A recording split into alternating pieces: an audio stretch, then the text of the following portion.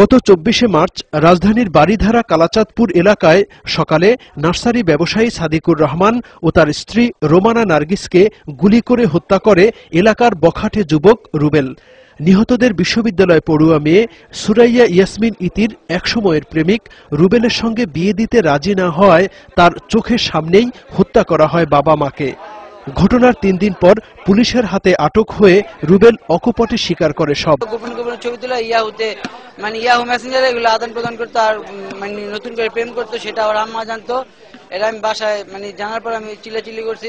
এদিকে গত 27শে মার্চ কলাবাগানে বিশ্ববিদ্যালয় পড়ুয়া ছাত্র আশরাফ বান্ধবী বর্ষা রহমানের বাসায় গিয়ে রাতের খাবার খেয়ে গভীর রাতে বর্ষা ও তার বাবা মাকে চাপাতি দিয়ে কুপিয়ে জখম করে।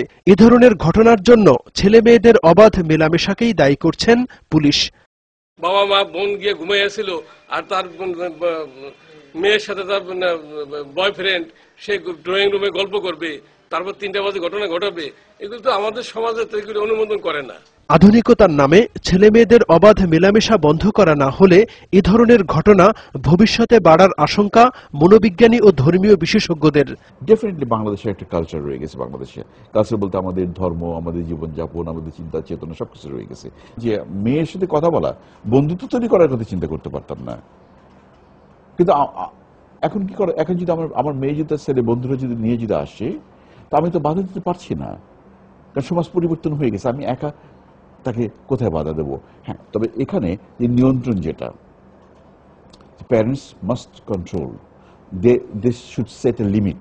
গার্জিয়ানদেরকে তাদের সন্তানদেরকে এই আধুনিকতার নামে এভাবে দেউলিয়াপনার দিকে, নৈতিক দেউলিয়াপনার দিকে তারা ফেলে দেবেন না। এখানে বয়ফ্রেন্ড, গার্লফ্রেন্ড এইসব শব্দ আমাদের দেশে ছিল না।